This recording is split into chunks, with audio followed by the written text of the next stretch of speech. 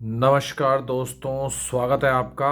वो जिन्होंने नार्सिसिस्ट को झेला, उस सीरीज के एक और नए एपिसोड में। मेरा नाम है राजीव, ये है राजीव कोचर लाइफ मंत्रा।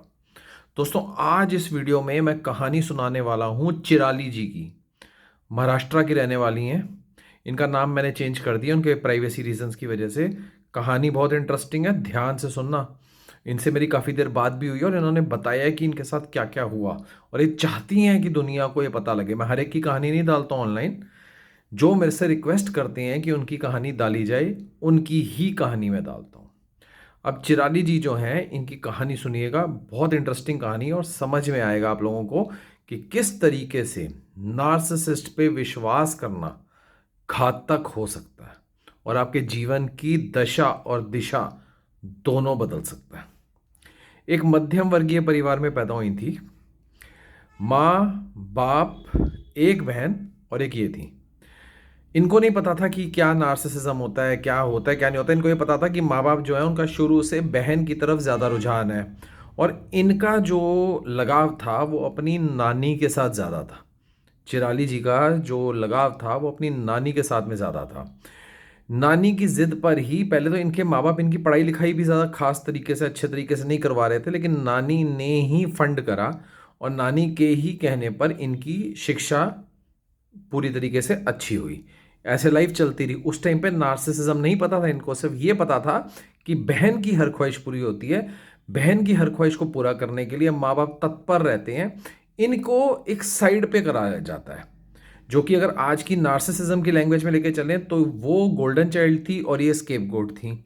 जो भी किसी चीज़ का इल्ज़ाम लगाना है, किसी चीज़ के लिए लानत देनी है, किसी चीज़ के लिए तंग करना है, गाली देनी है, वो इनको दी जाती थी। अब जो नानी के कहने पे पढ़ाई तो इनकी हो गई थोड़ा अपने आप में, जैसे पढ़ लिख लिया।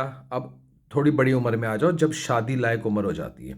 अच्छा, बहन जो थी उसको शुरू से ही किडनी प्रॉब्लम थी। उसको शुरू से ही किडनी प्रॉब्लम थी, बीमार रहती थी। बहन जो थी ज़्यादातर बीमार रहती थी। अब कहानी यहां से शुरू होती है कि नानी ने इनके लिए कोई रिश्ता बताया। इनके लिए, चिराली जी के लिए कोई रिश्ता बताया। जिस दिन से रिश्ते की बात हुई, तो जो बहन थी इनकी जिसकी किडनी खराब थी वो चिढ़ गई। वो इनसे चिड़ी चिड़ी रहती थी। माँ बाप भी चिड़े चिड़े रहते थे। अब वो रिश्ता पक्का नहीं हुआ था, वो रिश्ते की सिर्फ बातचीत चल रही थी। अभी ये लड़के से मिली भी नहीं थी, लेकिन ये पता था एक अच्छी फैमिली से रिश्ता आया है। इन द मीन टाइम घर में एक माहौल तैयार होना शुरू हुआ। जैसे ही इनके रिश्ते की बात हुई थी, चिराली जी के रिश्ते की बात हुई थी, और ये बड़ी बहन थी चिराली। इनके जैसे ही रिश्ते की बात शुरू हुई तो घर में क्या माहौल शुरू हुआ। माँ बाप चाहे डिनर टेबल पे हों, माँ बाप चाहे नॉर्मली बैठे हों, माँ बाप चाहे चाय पी रहे हों, हर वक्त इनके सामने एक गाना गाया जाता था कि काश तेरी छोटी बहन को एक किडनी मिल जाए तो वो उसकी ज़िंदगी संवर जाए, वो परेशान नहीं होगी, दुखी नहीं होगी, ये फलाना ढिमकाना। इनको इशारा तो समझ में आ रहा था कि इशारा इनकी तरफ ही हो रहा है, लेकिन ये कहते कि मेरे को ना प्यार करते ना कुछ करते, मेरा इतना लगाव भी नहीं, क्यों मेरे से ऐसे कर रहे हैं। अब धीरे धीरे क्या हुआ कि लव बॉम्बिंग बढ़ती चली गई। धीरे धीरे क्या हुआ कि माँ बाप ने ऐसा सिस्टम कर दिया कि इनके पैरों में पड़ गए एक दिन। और क्या, सुन ध्यान से सुनना। जो नानी थी वो बीमार रह रही, दोनों दो सिनेरियो एक तरफ चल रहे हैं। नानी बीमार रह रही है, नानी चाह रही है कि इनकी शादी हो जाए। माँ बाप इनके पैर पड़ गए कि देख तेरी बहन है, उसका क्या होगा, ये होगा वो होगा, दिन रात सुबह शाम। अब और कोई तो उनकी लाइफ में है नहीं। नानी बीमार है, नानी से उतना कांटेक्ट नहीं है। यहाँ माँ बाप पीछे पड़ गए हैं, बहन पीछे पड़ गई है, हाथ पैर जोड़ रहे हैं कि ये कर दे वो कर दे। इन्होंने कहने पे उनके अपनी मर्जी से, देखो ये वर्ड ध्यान रखना, ये वर्ड आगे आएगा, अपनी मर्जी से अपनी एक किडनी अपनी बहन को दे दी। पूरे कागज साइन हो गए, सब कुछ साइन हो गया, पूरे लीगल तरीके से, पूरे प्रॉपर तरीके से, पूरे प्रॉपर चैनल से, कि अपनी मर्जी से ये दे रहे हैं, ये इन्होंने कर दिया। यहाँ पे बहन की किडनी दली, और दलने के बाद में बहन की सेवा भी इन्होंने 6 महीने करी। उस दौरान में जो नानी जो थी वो एक्सपायर हो गई, और इनके पास और कोई नहीं था बातचीत करने के लिए। बहन की इन्होंने सेवा करी, बहन ठीक भी हो गई। ये भी इन्होंने दी थी तो इनके अंदर भी कॉम्प्लिकेशंस थी, वो भी चल रही थी। इन द मीन टाइम ये थोड़ी सी बीमार होने लग गई। चिराली जी पहले उतनी बीमार नहीं रहती थी, पर थोड़ी कॉम्प्लिकेशंस होती हैं, मेडिकल कॉम्प्लिकेशंस, उस चक्कर में बीमार रहनी शुरू हो गई, बहन ठीक हो गई। अब इन्होंने क्या करा कि जो रिश्ता आया था इनके लिए, जो इनकी नानी ने बताया था, बहन का रिश्ता पुश किया गया माँ बाप के द्वारा उसी रिश्ते के लिए। और वहाँ पे ये पिक्चर दिखाई गई कि ये चिराली जो है ये तो बीमार ही रहती है ज़्यादातर, मतलब ये नहीं बताया गया कि चिराली ने ही उनको किडनी दी अपनी बहन को। तो दिखाया गया कि बहन तो स्वस्थ है और ये बीमार रहती है। करते करते करते बहन का रिश्ता पक्का हो गया, बहन की शादी हो गई और चिराली जो है ये देखती रह गई। चिराली कहती हर वक्त मेरी नज़र के सामने ये दृश्य रहता था कि मेरे माँ बाप द्वारा मेरे से कितना बड़ा धोखा किया गया। और जैसे ही इनका मतलब निकल गया माँ बाप का, बहन का, इनको बिल्कुल कुत्ते की तरह रखना शुरू हो गए, इनको गाली गलोच ये सब शुरू हो गई। लेकिन ये पढ़ी लिखी थी, क्योंकि इनके सर पे एक आशीर्वाद था इनकी नानी का कि उन्होंने इनको पढ़ा लिखा दिया था और इनको कुछ जेवर दिए थे नानी ने कि जो कि तेरे आगे काम आएंगे। माँ बाप को उन्होंने, इनकी नानी ने जब इनको जेवर दिए थे तो बोला था अपने माँ बाप को मत बताइए। इन्होंने बहुत बहस करी थी कि क्यों ना बताऊं। उन्होंने कहा था बस मैं कह रही हूँ, मत बताइए। और इन्होंने वो संभाल के रखे हुए थे। तो जब इनको ये सब देखा, हर रोज़ देख रही हैं बहन जो है, कभी डिनर पे आ रही है, कभी कुछ आ रही है, कभी कहीं घूमने जा रही है, कभी हनीमून पे जा रही है, कभी कहीं जा रही है, कभी मूवी जा रही है, और उसी लड़के के साथ में जिससे इनका रिश्ता होने वाला था, और गृहस्थी उसके साथ बसा ली है उसने। अब इनके मन में एक टीस उठी और इनको यहाँ तक भी अभी नार्सिसिज्म का नहीं पता था। इन्होंने अपना सोच लिया जीवन में कि मुझे यहाँ से निकलना है। पढ़ी लिखी हैं थीं, अपना ही गोल्ड इन्होंने जो भी गिरवी करा या बेचा या जो भी करा करके वहाँ से निकल गई। आज की डेट में ये, आज सन 2025 में 26 में ये सिंगापुर में रहती हैं, अपनी जो जॉब है कर रही हैं, ज़िंदगी गुजर बसर कर रही हैं, अच्छी लाइफ जी रही हैं, सब कुछ बढ़िया।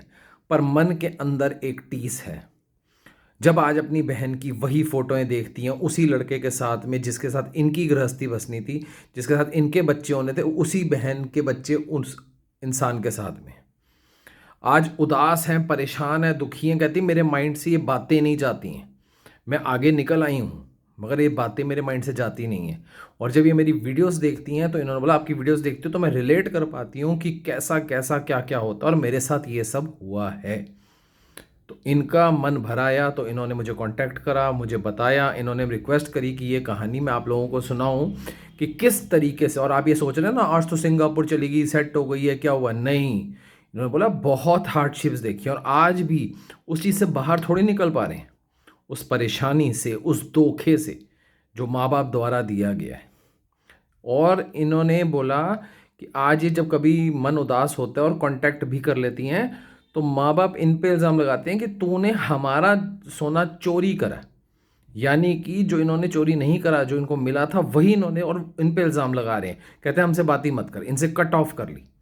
तो सोचिए इनको क्या मिला ये सब करके, अपनी किडनी देने के बाद में, अपने शरीर का अंग देने के बाद में, अपनी इतनी मेडिकल कॉम्प्लिकेशंस झेलने के बाद में। कहते हैं आज भी, कहते हैं मुझे मेडिकल कॉम्प्लिकेशंस रहती हैं बिकॉज ऑफ सिंगल किडनी। तो आप समझ के देखिए कि नार्सिसिस्ट के साथ रहना कितना खतरनाक हो सकता है। भले ही वो आपके माँ बाप क्यों ना हो, भले ही वो आपके सास ससुर क्यों ना हो, भले ही वो आपके भाई बंधु क्यों ना हो, भले वो आपके भाई बहन क्यों ना हो। तो जीवन में समझ के चलिए, देख के चलिए, जान के चलिए। इसीलिए आप लोगों के लिए मैं लाता हूँ ताकि आपको समझ में आए कि कितना घातक और कितना खतरनाक हो सकता है एक नार्सिसिस्ट के साथ रिश्ता होना। वो चाहती थी कि मैं बताऊं तो मैंने आज आपको बताया चिराली जी के बारे में, और इससे जो सीख ले सकते हैं वो लीजिए। और आपके जीवन में नार्सिसिस्ट है तो या उसको छोड़ने की, या उसको मैनिपुलेट करने की, या उसको कंट्रोल करने की अभी से तैयारी शुरू कर दीजिए। इससे पहले ये ना हो कि वो आपके जीवन में जहर घोल दे। अब देखो ये जो बातें बताई मैंने, ये तो उन्होंने मुझे कहा आपको बताने के लिए, सबके लिए, लेकिन अपना पर्सनलाइज्ड वे में जाना चाहते हैं। चिराली जी ने भी मेरे से बात करी।